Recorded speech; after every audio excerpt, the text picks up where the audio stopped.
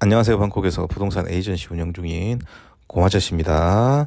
자, 오늘은 태국 콘도와 증여에 대해서 이야기를 해보도록 하겠습니다. 증여하는 방법에 대해서 이야기를 해드리도록 하겠습니다. 자, 우선 복습을 해보도록 하겠습니다. 태국 콘도를 살 때는 바트가 아니라 해외에 있는 계좌에서 외환으로 돈이 송금되어야 된다라고 이야기를 정말 여러 번 해드렸습니다.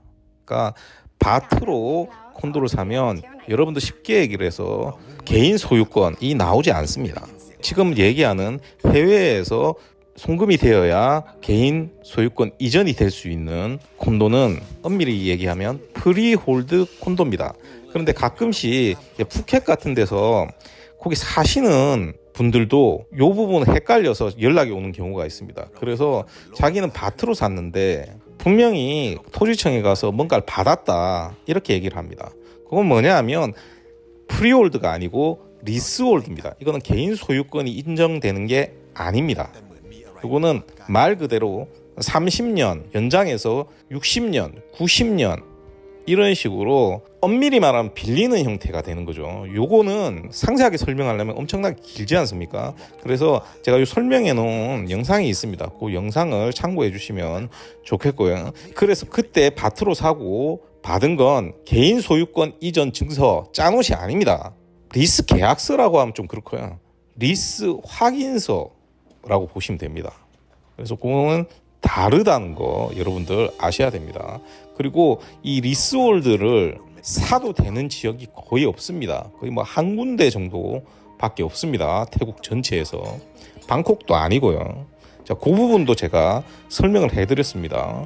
요거는 다시 설명하려면 또 한참 걸립니다. 그래서 예전에 제가 설명해 놓은 영상을 참고해 주시길 부탁을 드리겠습니다. 자, 그래서 리스홀드와 프리홀드 구분을 하셔야 되고요. 우리가 흔히 투자를 하는 건 전부 다 프리홀드라고 보시면 됩니다.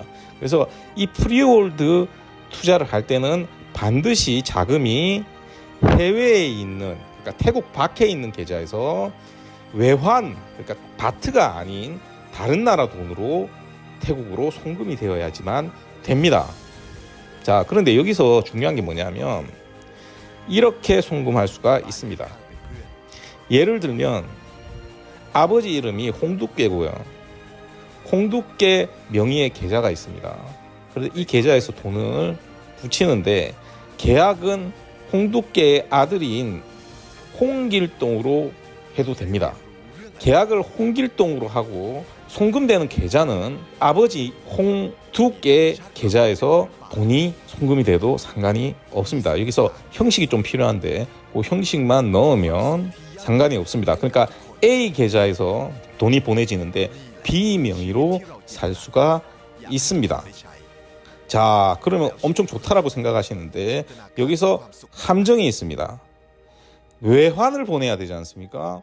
외환을 보내야 되기 때문에 각 나라의 외환법에 저촉이 될 수가 있습니다.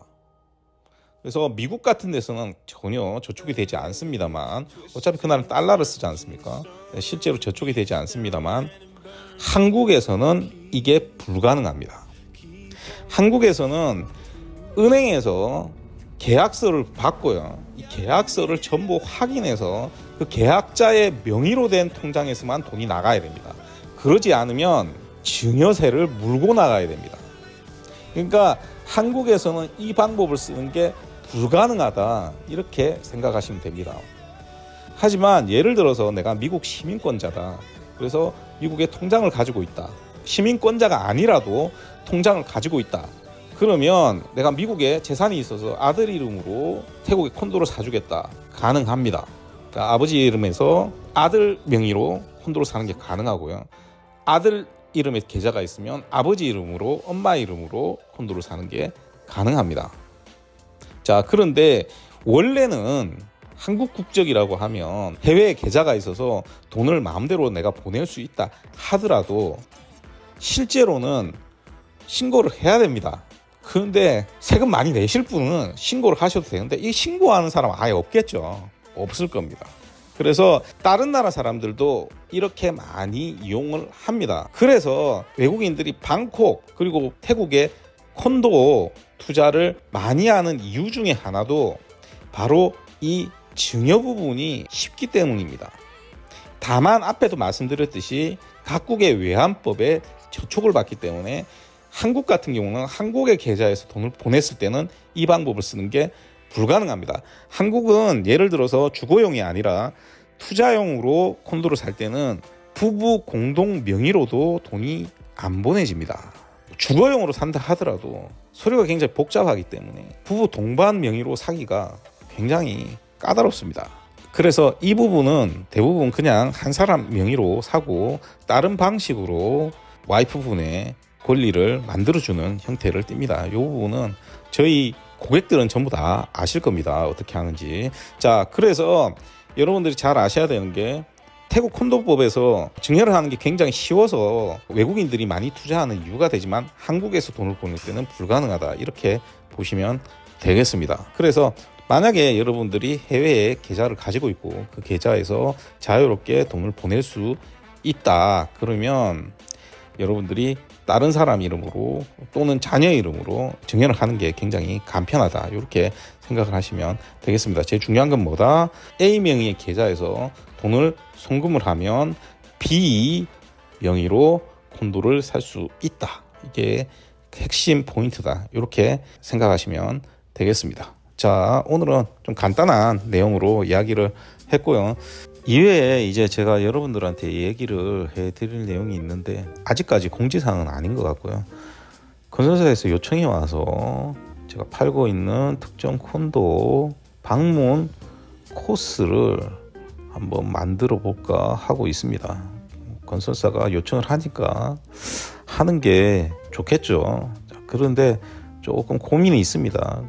이 내용은 정리가 되면 블로그에 올리도록 하겠습니다. 뭐 단체로 가고 그런 건 안 합니다. 그래서 특정 기간 동안 매일 한 팀씩 이렇게 해서 콘도 방문해서 설명하고 보고 이런 식으로 할까 생각 중에 있습니다. 그래서 얼마만큼 기간을 해야 되고 이런 것도 아직 정해져 있지 않기 때문에 정해지면 제가 블로그에 올리도록 하겠습니다. 자, 그리고 제가 새로 콘도 가격을 하나 받아서 분석을 하고 있는데 올해 제가 판매를 시작한 것 중에는 아마 가격이 가장 쌀 걸로 예상이 됩니다. 그래서 자, 이 부분도 제가 다 정리가 되면 블로그에 올리도록 하겠습니다.